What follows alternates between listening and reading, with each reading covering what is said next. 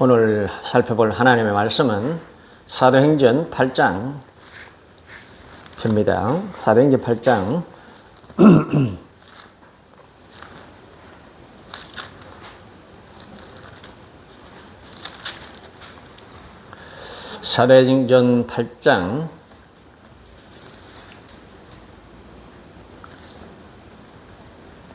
사도행전 8장 4절에서 8절, 26절에서 40절 두 부분을 나누어서 읽도록 하겠습니다.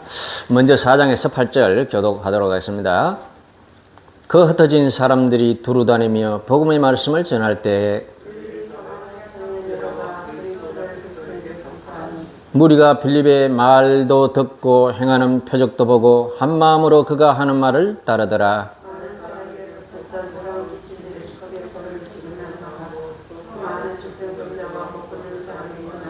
그 성에 큰 기쁨이 있더라. 26절에서 40절까지 26절 갑니다. 26절에서 40절까지 제가 먼저 읽도록 할게요. 주의 사자가 빌립에게 말하여 이르되 일어나서 남쪽으로 향하여 예루살렘에서 가사로 내려가는 길까지 가라 하니 그 길은 광야라.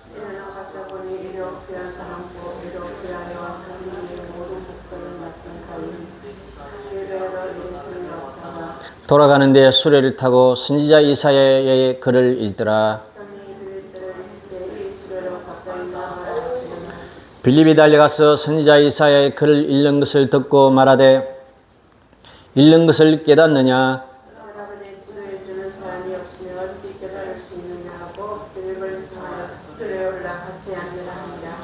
읽는 성경 구절은 이것이니 일렀으되 그가 도살자에게로 가는 양과 같이 끌려갔고 털 깎는 자 앞에 있는 어린 양이 조용함과 같이 그의 입을 열지 아니하였도다.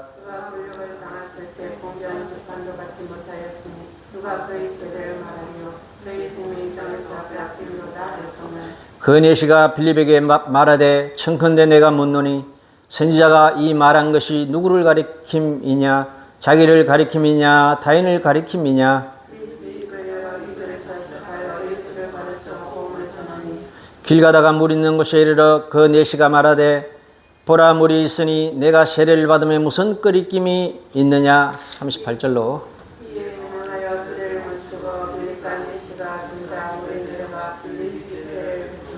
둘이 물에서 올라올새 주의 영이 빌립을 이끌어 간지라. 내시는 기쁘게 길을 가므로 그를 다시 보지 못하니라. 빌립은 아소도에 나타나 여러 성을 지나다니며 복음을 전하고 가이사랴에 이르니라. 아멘. 할렐루야. 오늘 말씀의 제목은 진격하는 복음입니다. 진격하는 복음. 애니메이션 제목 보니까 진격의 거인이 있더라고. 진격의 거인. 몸집이 너무나 커서 막 앞으로 진격하면 나무고 풀이고 사람이고 다 나둥거려지는 그런 애니메이션이 있더라고. 오늘 제목이 복음은 바로 그인 것 같아요. 진격하는 복음이에요. 진격하는 복음. 자, 오늘 말씀을 본격적으로 나누기 전에 우리 서로 한번 인사합시다. 샬롬. 샬롬. 평화가 있어라 이런 뜻이에요. 진정한 평화는 내 마음에 주의 영이 거하는 거예요. 내가 살면서 아프고 가난하고 또 여러 가지 불편한 일이 생기고 해도 주의 영이 내 속에 계셔서 마음이 편안하고 기쁘고 그리고 두렵지 않으면 그것이 참으로 평화예요. 이스라엘에도 지금도 전쟁이 있잖아요. 옛날에도 전쟁이 끊임없이 있었거든요. 그러나 늘 그들의 인사법은 샬롬이에요. 샬롬. 평화가 있어라. 그래서 바로 진정한 평화는 우리 마음에 하나님께서 주시는 평화다. 그렇게 우리가 믿을 수가 있겠습니다. 우리는 때로 고난이 찾아오면 하나님이 왜 나를 이런 막막한 환경에 두셨을까 라며 낙심하곤 합니다. 그러나 우리가 기억해야 할 영적 진리는 나의 삶이 흔들리고 흩어지는 그 순간이 바로 하나님의 새로운 역사가 시작되는 시점일 수 있다라는 사실입니다. 오늘 우리가 본문에 읽은 예루살렘 교회를 한번 생각해 보십시오. 오순절 성령 강림 이후 예루살렘 교회는 날마다 구원받는 사람이 더해지며 큰 부흥을 경험했습니다. 그들은 함께 떡을 떼며 기뻐하며 그들만의 은혜로운 공동체를 형성했습니다. 하지만 안타깝게도 그들은 예수님의 마지막 명령이었던 예루살렘과 온 유대와 사마리아와 땅 끝까지 이르러 내 증인이 되라 라고 하신 사도행전 1장 8절의 말씀을 잊어버린 것 같았습니다. 그 말씀을 잊어버린 채 예루살렘이라는 안전지대에만 머물러 있었습니다. 그때 일어난 사건이 바로 스데반의 순교와 이어진 대대적인 박해였습니다. 사도행전 8장 1절은 그날에 예루살렘에 있는 교회가 큰 박해가 있어 사도 외에는 다 유대와 사마리아 모든 땅으로 흩어지니라 그렇게 기록하였습니다. 인간적인 눈으로 볼 때 이것은 교회의 큰 위기입니다. 실패처럼 보입니다. 정든 삶의 터전을 잃고 쫓겨나는 성도들의 발걸음은 눈물로 얼룩졌을 것입니다. 그러나 하나님의 관점은 달랐습니다. 예루살렘이라는 둑이 터지자 갇혀있던 복음의 생명수가 유대와 사마리아와 열방을 향해 세차게 진격해 나갔습니다. 오늘 본문인 사도행전 8장은 복음의 예루살렘의 울타리를 넘어 사마리아로 그리고 마침내 아프리카의 에티오피아로 확산되어가는 그런 역동적인 과정을 우리에게 보여줍니다. 오늘 이 말씀을 통해 우리의 닫힌 시야가 열리고 복음의 지경을 넓히시는 하나님의 열정에 동참하는 은혜의 시간 되기를 주의 이름으로 축원드립니다. 오늘 8장에 복음 확산의 세 단계가 나옵니다. 4절에 보면 그 흩어진 사람들이 두루 다니며 복음의 말씀을 전할 때 첫 번째로 바로 복음은 예루살렘을 넘어서 진격했습니다. 그리고 그 복음의 진격의 그 확산의 출발점은 바로 고난이었다는 것입니다. 고난을 통한 흩어짐이 있었다는 사실입니다. 본문의 4절에 나오는 흩어진 사람들이라는 단어는 헬라어로 디아스 페이로라고 하는 단어입니다. 이 단어는 단순히 무서워서 도망치거나 사방으로 헤매는 모습을 뜻하지 않습니다. 농부가 밭에 의도를 가지고 씨를 뿌리다라는 그런 농경 용어에서 유래한 단어입니다. 즉 세상의 권력자들은 교회를 멸절시키기 위해 성도들을 사방으로 흩어버렸지만 하나님은 그 박해의 손길을 사용하셔서 세상이라는 밭에 복음의 씨앗들을 뿌리신 것입니다. 성도들은 피난길에 올랐습니다. 짐을 제대로 싸지도 못하고 야반도주하듯 황급히 도망쳤을 것입니다. 원망과 불평이 나올 법한 상황이었습니다. 그런데 성경은 그들이 도망치면서 무엇을 했다고 기록했습니까? 두루 다니며 복음의 말씀을 전할 때라고 했습니다. 그들은 환경을 탓하지 않았습니다. 원망하는 입술을 열어 예수가 그리스도이심을 선포했습니다. 그들의 몸은 피난민이었지만 그들의 정체성은 하나님의 선교사였습니다. 복음은 편안할 때보다 고난 속에서 더 폭발적으로 확산되고 증기가는 성격을 가집니다. 교회의 역사가 이를 증명합니다. 20세기 중반 중국의 공산주의 정권이 들어서면서 수많은 선교사들이 추방당하고 교회의 문은 닫혔습니다. 서구의 수많은 기독교 학자들은 이제 중국의 기독교는 끝났다, 종말을 고했다 라며 절망 섞인 예언을 했습니다. 수많은 지도자들이 감옥에 갇히고 성도들은 시골과 변방, 수용소로 흩어져 갔습니다. 완전히 파멸된 것처럼 보였습니다. 과연 그랬을까요? 수십 년이 지나고 그 철의 장막이 그치고 문이 열렸을 때 전 세계는 깜짝 놀랐습니다. 선교사들이 철수할 당시 약 70만 명에 불과했던 중국의 그리스도인은 모진 박해와 흩어짐 속에서 무려 수천만 명에 이르는 거대한 지하교회 공동체로 성장해 있었던 것입니다. 대나무는 성장을 멈추고 굳어지는 마디가 있어야 그 다음 단계로 높이 자랄 수 있습니다.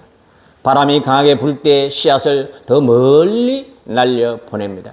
하나님은 공산화라는 거센 박해의 바람을 통해 예루살렘처럼 그 본토 어느 지점에 갇혀있던 중국의 성도들을 온 대륙의 구석구석으로 그 박해를 통하여 흩어 뿌리셨고 그곳에서 이름 없는 성도들이 뿌린 복음의 씨앗이 거대한 영적 숲을 이루게 된 것입니다. 사랑하는 성도 여러분, 지금 저와 여러분의 삶에 닥친 고난과 흩어짐이 있습니까? 물질이 없어지고 건강이 흔들리고 인간관계가 이동하는 아픔을 겪고 계십니까? 그러나 저와 여러분들은 기억을 해야 합니다. 하나님은 지금 여러분을 실패자로, 도망자로 도망치게 하시는 것이 아님을 저와 여러분들은 꼭 기억을 해야 합니다. 우리가 도망치듯 가는 그곳은 복음의 씨앗으로 저와 여러분들을 심고 계시는 중입니다. 흩어진 그 자리에서 낙심을 멈추고 주님을 증거하는 그런 전도자의 마인드를 가지기를 바랍니다. 그리고 복음은 예루살렘을 거쳐서 사마리아로 진격했습니다. 빌립이 사마리아 성에 내려가 그리스도를 백성에게 전파하니 그 성에 큰 기쁨이 있더라. 5절과 8절에 이렇게 기록했습니다. 도무지 허물 수 없는 장벽이 무너지는 역사가 복음을 통해서 일어나는 것입니다. 5절에 보면 집사 빌립이 사마리아 성에 내려가 그리스도를 전파합니다. 이것은 당시 유대인들의 상식으로는 상상조차 할 수 없는 파격적인 사건입니다. 유대인들에게 사마리아인들은 어떤 존재입니까? BC 722년 아수르에 의해 나라가 북이스라엘이 망한 뒤 이방인들과 피가 섞인 잡종이자 신앙의 정통성을 잃어버린 배교자들이었습니다. 유대인들은 사마리아 사람들을 인간 취급하지 않았고 그 땅을 밟는 것조차 극도로 꺼려하며 혐오했습니다. 그래서 갈릴리로 갈 때는 사마리아를 피해서 빙 둘러서 이렇게 올라갔습니다. 율법의 전통과 혈통적 우월감이라는 견고한 편견의 벽이 유대인과 사마리아의 사이를 강력하게 가로막고 있었던 것입니다. 그러나 성령의 이끌림을 받은 빌립은 주님이 평소에 하신 그 태도처럼 빌립은 그 오랜 정오와 편견의 장벽을 뛰어넘어 사마리아로 들어가 복음을 전거했습니다. 그러자 어떤 일이 일어났습니까? 더러운 귀신들이 떠나가고 많은 중풍병자와 못 걷는 사람이 고침을 받았습니다. 가장 놀라운 결과는 8절에 기록되어져 있습니다. 그 성에 큰 기쁨이 있더라. 사마리아 성은 오랫동안 영적 어두움과 소외감, 그리고 마술사 시몬 같은 그런 마술사에게 속아서 사로잡혀 신음하던 곳이었습니다. 상처와 원망과 열등감에 한이 깊은 그런 땅이었습니다. 그러나 복음이 들어가자 그 성을 덮고 있던 어둠의 영들이 떠나가고 하늘의 평강과 기쁨이 그들의 마음과 땅에 임했습니다. 복음은 장벽을 허무는 능력입니다. 유대인이 쌓아올린 혈통의 벽, 문화의 벽, 감정의 벽을 그리스도의 십자가 외에는 무너뜨릴 수가 없었습니다. 빌립이 전한 예수 그리스도는 사마리아인들의 찢겨진 마음을 싸매어 주셨고 그들에게 참된 하나님의 자녀가 되는 권세를 주셨습니다. 오늘날 우리 안에도 이런 사마리아가 존재하지 않습니까? 나와 맞지 않는 사람 때문에, 과거의 상처 때문에, 도저히 용서할 수 없는 사람 때문에, 나와 계층과 문화가 다르다는 이유로 마음에서 밀어내버린 소외된 이웃들이 저와 여러분들은 없습니까? 그러나 복음은 우리에게 안락한 예루살렘만 머물러 있지 말고 내가 거부하고 유기했던 사마리아로 내려가라고 명령하십니다. 우리는 편견을 깨고 나아갈 때 우리가 밟는 그 척박한 땅과 가정과 사람의 마음에 큰 기쁨을 임하게 되는 그런 복음의 사람이 되기를 바랍니다. 그리고 복음은 드디어 사마리아를 넘어 땅끝으로 진격에 들어갑니다. 그것은 사도행전 8장 26절에서 40절에 보면 이렇게 나옵니다. 26절에 주의 사자가 빌립에게 말하여 이르되 일어나서 남쪽으로 향하여 가라 하니 그 길은 광야라. 사마리아 성에 큰 부흥이 일어났습니다. 수많은 군중이 빌립의 메시지를 듣기 위해 모여들었습니다. 설교자이자 사역자로서 가장 보람있고 짜릿한 순간이었을 것입니다. 그런데 바로 그때 성령께서 이해할 수 없는 명령을 내리십니다. 26절에 보니 사마리아의 대부흥 현장을 떠나 아무도 없는 광야로 가라. 그렇게 성령은 빌립에게 명령합니다. 인간적인 계산으로는 도저히 납득할 수 없는 음성입니다. 물 들어올 때 노저라는 말이 있는 것처럼 사마리아에서 사역을 더 확장해야 맞습니다. 그러나 빌립은 그 성령의 음성을 듣고 토를 달지 않고 순종하여 광야길로 내달립니다. 왜 하나님은 수많은 무리가 있는 부흥의 현장을 뒤로하고 빌립을 삭막한 광야로 보냈을까요? 그곳에 하나님이 예비하신 한 사람이 있었기 때문입니다. 바로 에티오피아 여왕 간다게의 모든 국고를 맡은 큰 권세가 있는 내시였습니다. 그는 예배하러 예루살렘에 왔다가 돌아가는 길에 수레 위에서 이사야의 글을 읽고 있었지만 그 뜻을 깨닫지 못해 답답해하고 있는 중이었습니다. 여기서 우리는 복음을 확산시키는 성령 하나님의 타오르는 열정을 보게 됩니다. 에티오피아는 당시 문명권의 관점에서 보면 땅끝을 상징하는 아프리카의 변방이었습니다. 게다가 그는 신체적으로 훼손된 내시였기에 율법의 규정대로라면 하나님의 총회에 들어올 수 없는 이방인이자 그리고 육신의 흠이 있는 그런 소외된 자였습니다. 그러나 하나님은 그 거대한 장벽과 먼 거리를 뚫고 단 그 한 영혼을 구원하기 위해 최고의 전도자 빌립을 광야로 급파하신 것입니다. 여기에서 우리는 하나님이 한 사람을 향한 뜨거운 사랑과 열정을 우리가 느낄 수가 있어야 됩니다. 나같이 별 볼 일 없고 별 것 없는 나를 그렇게 전지전능하다고 하시는 그 하나님의 나를 관심이나 가지실까? 그렇게 우리는 생각할 수가 있습니다. 그러나 하나님은 약하디 약한 한 어린 양을 찾아서 산 넘고 물 건너 가시밭길 돌짝밭길을 지나서 찾아러 다니시는 분이 바로 그 목자 되신 하나님이십니다. 그 사랑의 하나님을 그 열정적인 나를 구하게 하여 나를 구원하게 하여 이 척박한 지구촌으로 내려오신 그 하나님의 아들 예수님이심을 믿으시기를 바랍니다. 하나님이 예비하신 그 한 사람 내시를 위하여 최고의 전도자 빌립을 그 광야로 보냈습니다. 빌립이 수레로 달려가 이사야 53장에 기록된 고난받는 어린 양의 태도가 바로 예수 그리스도이심을 가르쳐주자 내시의 눈이 열리고 복음을 받아들였습니다. 그는 현장에서 예수를 영접하고 세례를 받았습니다. 복음이 드디어 유대와 사마리아를 넘어 아프리카 대륙으로 그리고 땅끝으로 진기가는 역사적인 순간이었습니다. 몇 해 전인지 오래전인지는 제가 알 수 없지만 이런 이야기가 있습니다. 영국의 한 시골 마을에서 은퇴한 노 선교사님이 겪은 이 일입니다. 그는 평생을 아프리카 오지에서 몸을 바치고 선교를 위하여 인생을 바치고 노년이 되어 고향으로 돌아와서 요양하고 있었습니다. 몸이 너무 연약해져서 이제는 강단에 서서 설교할 수도 없었고 동네를 멀리 다닐 수도 없었습니다. 주변 사람들은 선교사님 이제 평생 주를 위해 수고하셨으니 그냥 편히 쉬십시오 라고 권했습니다. 하지만 그의 마음속에는 영혼을 향한 성령의 부담감이 꺼지지 않았습니다. 그는 매일 아침 불편한 다리를 이끌고 마을 너귀의 작은 벤치에 앉아 지나가는 사람들을 바라보며 기도했습니다. 그러던 어느 날 흠상궂은 인상에 온몸에 문신을 한 한 청년이 걱정 많은 얼굴로 그 선교사님 앞을 지나갔습니다. 마을 사람들 모두가 거리를 두고 피하는 그런 포악한 청년이었습니다. 성령께서 그 노 선교사의 마음에 음성을 주십니다. 일어나 저 청년에게 가라. 노 선교사는 떨리는 걸음으로 청년에게 다가가 캔 음료 하나를 건네며 말합니다. 청년, 예수가 자네를 참 많이 사랑하시네. 자네를 위해 그분이 십자가에서 모든 죄를 짊어지셨네. 그렇게 복음을 전했습니다.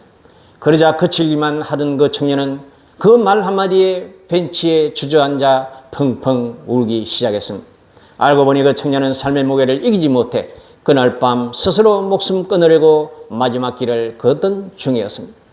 군중 속의 화려한 사역은 끝났을지라도 한 영혼을 포기하지 않으시는 성령의 음성에 순종한 그 한 노인 덕분에 죽어가던 젊은 영혼이 살아나고 그 청년을 통해 지역사회에 방황하는 청소년들이 주께로 돌아오는 그런 놀라운 역사가 시작되는 그런 귀중한 복음 전도가 된 것입니다. 빌립이 사마리아의 수천 명 군중만큼이나 광야의 그 한 영혼을 천하보다 귀하게 여기시는 하나님의 심정을 품었을 때 아프리카 복음화의 문이 열렸습니다. 세례를 받고 기쁘게 길을 간 에티오피아 내시를 통해 역사학자들은 에티오피아 교회의 시초가 그 내시를 통하여 형성되었다고 합니다. 성령의 인도하심에 대가를 지불하고 순종한 빌립의 발걸음이 위대한 열방의 구원 역사를, 그 구원의 문을 활짝 열어 제친 것입니다. 사랑하는 우리 가족 성도 여러분, 저와 여러분들은 스스로 볼 때는 부족하고 또 사람이 볼 때도 별 것 없는 것 같아 보여도 하나님께서 저와 여러분들을 기억하시고 저와 여러분들을 잡으시고 사용하신다면 우리의 삶은 놀라운 복음의 문을 여는 그런 삶이 될 수도 있다는 것을 믿으시기를 바랍니다. 말씀을 맺으시는 유명한 실화 하나를 이야기하겠습니다. 1950년대 냉전체제가 최고조에 달했을 때 동유럽 공산정권은 기독교를 철저히 탄압하고 성경책 반입을 법으로 전면 금지했습니다. 수많은 동유럽 성도들이 영적 광야에 갇힌 채 성경 한 권 없이 피눈물을 흘리며 기도하고 있었습니다. 이때 성령의 음성에 순종한 네덜란드의 청년 앤드류라고 하는 청년은 소형차 폭스바겐 소형차에 성경책을 가득 싣고 유고슬라비아와 헝가리, 루마니아 등 공산국가의 국경을 넘기 시작했습니다. 군인들이 차를 철저히 수색하며 100% 감옥에 갇히거나 목숨을 잃을 수 있는 무모한 도전이었습니다. 루마니아 국경에 다다랐을 때 앞차들이 몇 시간 동안 사치 검문을 받으며 차에 실려있는 짐들이 밖으로 내던져지는 그런 모습을 보고 뒤에서 기다리는 앤드류 선교사의 심장은 터질 것 같았습니다. 도저히 인간의 힘으로는 이 삼엄한 장벽을 넘을 방법이 없다는 것이 느껴졌습니다. 그때 그는 빌립이 광야로 향할 때 품었던 그 심정으로 조용히 핸들에 손을 얹고 하나님께 기도했습니다. 주님, 제가 주님의 눈먼 자들에게 생명의 말씀을 전하러 갑니다. 주님은 예전에 성경 속에 보니까 맹인의 눈을 뜨게 하셨나이다. 이제 간절히 구하오노니 저 국경 수비대원들의 눈을 감겨주십시오. 이렇게 기도했습니다. 너무나 절박한 그런 얼토당토 않은 기도가 저절로 나오게 되어 있어요.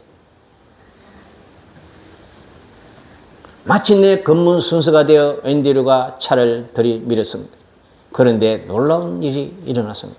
국경 수비대원은 앤드류의 여권을 대충 살펴보더니 차 안에 그리고 트렁크에 가득 실린 성경책 더미는 눈앞에 두고도 마치 아무것도 보이지 않는 사람처럼 그냥 통과 신호를 보냈습니다. 차를 출발시키는 앤드류의 백미러 뒤로 다음 차량의 트렁크를 사정없이 뒤지는 군인들의 모습이 멀리 멀어져 갔습니다. 하나님께서 그들의 눈을 가리신 것입니다. 이 순종을 통해 공산 장막에 갇혀 절망하던 수만 명의 동유럽 성도들이 성경을 받아지고 눈물을 흘리며 영적 생명을 이어갈 수 있었습니다. 사랑하는 성도 여러분, 공산 철의 장막이, 요즘 우리 청년들은 철의 장막, 공산 장막 하면 이해가 안 되죠? 우리 북한을 생각하면 이해가 쉽습니다. 성경을 가지고 있다 들키면 그냥 수용소나 아니면 총살입니다. 철의 장막이 아무리 단단하고 군인들의 총칼이 서슬퍼렇다 한들 한 영혼을 먹이시고 구원하시려는 하나님의 열정은 막을 수가 없습니다. 빌립의 발걸음을 가사 광야로 인도하셨던 성령 하나님은 앤드류 선교사의 차를 공산주의 장막 한복판으로 통과시키셨습니다. 이처럼 하나님의 복음은 결코 묶이지 않습니다. 죽의 장막으로 하는 저 중국 땅에도, 그리고 단 무슬림 땅에도, 그리고 우리를 마주하고 있는 저 북한 땅에도 하나님의 복음은 여전히 불처럼 엄밀하게 확산되고 있습니다. 고난의 흩어짐 속에서도 이념과 편견의 장벽 속에서도 아무도 찾지 않는 척박한 영적 광야 속에서도 복음은 구원할 자를 향해 거침없이 진격하여 들어가고 있음을 믿으시기를 바랍니다. 이제 우리의 안일함을 깨우고 두려움의 장벽을 넘어 성령이 가라 하시는 광야로 저와 여러분들이 발걸음을 떼 보기를 바랍니다. 우리가 순종하여 나아갈 때 주님께서는 세상의 눈을 감기시고 사단의 권세를 꺾으시며 우리가 밟는 그곳에 막혔던 복음의 강물이 터져나와 온 땅에 큰 기쁨이 충만하게 하실 줄로 믿습니다. 여러분 한번 생각해 보십시오. 여러분들의 마음에는 어떤 예루살렘이 있습니까? 나는 예수를 믿어. 주님을 향한 믿음으로 인한 기쁨이 있어.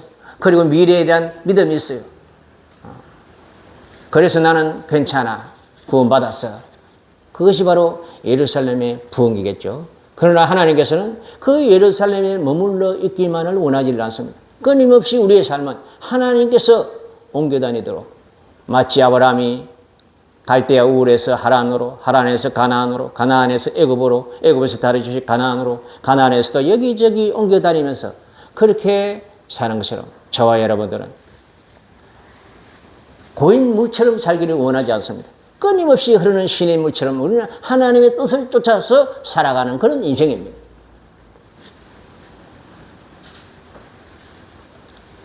오늘 본문 3대절을 요약하면서 결론을 내려보겠습니다. 첫째, 복음은 고난의 흩어짐을 통해 예루살렘을 넘어 확장되었습니다. 박해는 교회를 무너뜨리지 못했고 성도들은 흩어진 삶의 자리에서 복음의 씨앗이 되어 예수를 선포했습니다. 저와 여러분들에게 고난이 다가오는 것은 예수 믿는 사람에게는 결코 고난이 불행이 아닙니다. 그것은 하나님의 또 다른 역사 속으로 들어가는 문인 줄로 믿으시기를 바랍니다.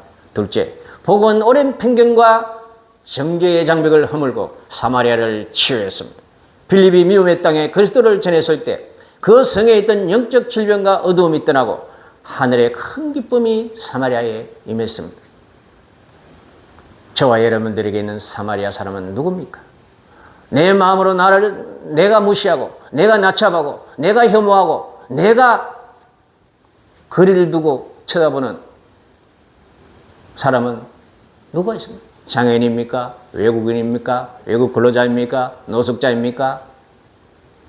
내가 한 가지 고백하는데 며칠 전에 오랜만에 우리 교회 돈 받으러 온 아저씨가 왔어요. 그것도 코가 빨갛게 술 한잔 해가지고. 근데 제가 우리 교회 여기서 이제 목회를 하면서 몇 번 좀 실망을 했잖아요. 돈 드리고 빌려주고 뭐 나눠주고 뭐 이래 했는데 참 그것이 그렇게 큰 좋은 결과를 못 맺더라고. 실망을 많이 했어요. 그래서 그 아저씨한테 내가 조금 모시게 되었습니다. 아저씨, 저도 이 교인이 아무도 없습니다. 우리 가족밖에 없어요. 그리고 나는 매일 여기서 놀고 우리 아내는 일하러 다닙니다. 저도 아저씨처럼 지금 동냥하러 나갈 판이에요. 정 돈을 받고 싶으면 주일날 예배드리러 나오세요. 마음에 막 좀 노기를 띄고 얘기를 했더니 아무 말을 안 하고 그냥 가더라고. 예. 내가 이제 좀 후회가 됩니다. 예. 그럼에도 불구하고 많은 좀 쥐어서 드렸으면 어땠을까? 뭐 그런 반성을 여러분 앞에 합니다. 예. 사랑하는 우리 성도 여러분, 오랜 편견과 정죄의 장벽을 허물고 사마리아처럼 우리 눈에 부족하고 괴란 많고 무시하고 싶고 낮춰보고 싶고 혐오하고 싶고 차별하고 싶은 그런 사람이 누군지 저와 여러분들이 우리의 마음을 한번 들여다보기를 바랍니다. 장애인인지 외국인인지 노동자인지 술 먹고 비실비실거리는 동네 사람인지 우리는 그런 사람을 통해서 빌릴 것 같은 그런 마음을 가지고 대해야 될 줄로 압니다. 셋째, 복음은 성령의 열정 속에 광야의 에티오피아 넷이 한 사람에게로 나아갔습니다. 하나님은 100사람이든 10,000사람이든 한 사람이든 구분하지 않아요. 차별하지 않습니다. 한 영혼이 온 천하처럼 귀하게 하나님은 대합니다. 하나님은 대부흥의 자리를 떠나 광야로 가라는 명령에 적극 순종한 빌립을 통해 이방 열방의 문을 활짝 열어 제치셨습니다. 사랑하는 성도 여러분, 복음은 멈추어 있는 고인물이 아닙니다. 복음은 장벽을 부수고 거침없이 진격하는 영적인 강물입니다. 오늘 하나님은 우리에게 질문합니다. 너는 지금 너만의 평안한 예루살렘에 앉아가고 있지 않느냐? 네가 거부하고 있는 사마리아는 누구며 내가 너를 기다리고 있는 광야의 한 영혼은 누구냐? 우리의 삶에 찾아온 고난을 두려워하지 마십시오. 그것은 하나님께서 우리의 복음의 씨앗으로 세상에 뿌리시는 거룩한 디아스페이로의 과정입니다. 거친 환경 속에서도 내 입술을 열어 예수가 그리스도이심을 증거하십시오. 예수 믿습니다. 나 예수 믿습니다. 나 교회 나가서 예배 드립니다. 내가 가진 편견과 미움의 벽을 깨고 소외된 이웃에게 사랑을 전하십시오. 그리고 성령께서 감동을 주실 때 계산하지 말고 광야로 나아가 방황하는 그 한 영혼에게 예수 이야기를 하시기를 바랍니다. 그리하여 우리 교회를 통해 그리고 성도 여러분의 삶을 통해 여러분이 속한 가정과 일터와 이 세상 땅끝까지 복음의 지경이 확장되고 저와 여러분들이 가는 곳마다 저와 여러분들이 발길 닿는 곳마다 사는 곳마다 이사 가는 곳마다 큰 기쁨의 회복되는 역사가 우리 이웃들의 마음속에 일어나기를 주님의 이름으로 간절히 축원드립니다. 축원드립니다. 아멘. 찬송가 복음성가 하나 하겠습니다.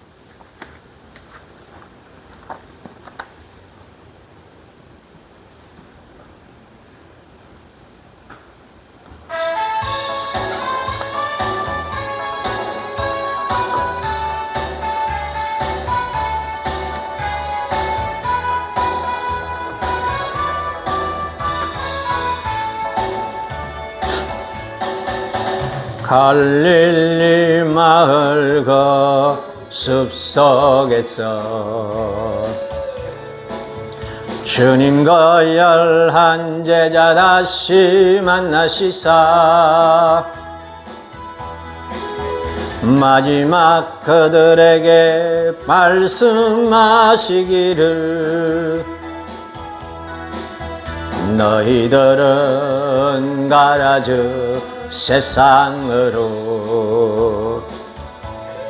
가서 제자 삼으라 나의 많은 사람들을 세상 모든 영혼이 내게 달렸나니 나서 제자 삼으라 나의 길을 가르치라 내가 너희와 항상 함께 하리라. 미련나무 거진 숲속에서 주님 젊은 제자들 다시 부르시사 마지막 그들에게 부탁하시기를 너희들은 가라즈 캠퍼스로 가서 제자 삼으라 나상 많은 사람들을 세상 모든 영혼이 내게 달렸나니 가서 제자 삼으라 나의 길을 가르치라 내가 너희와 항상 함께 하리라. 할렐루야.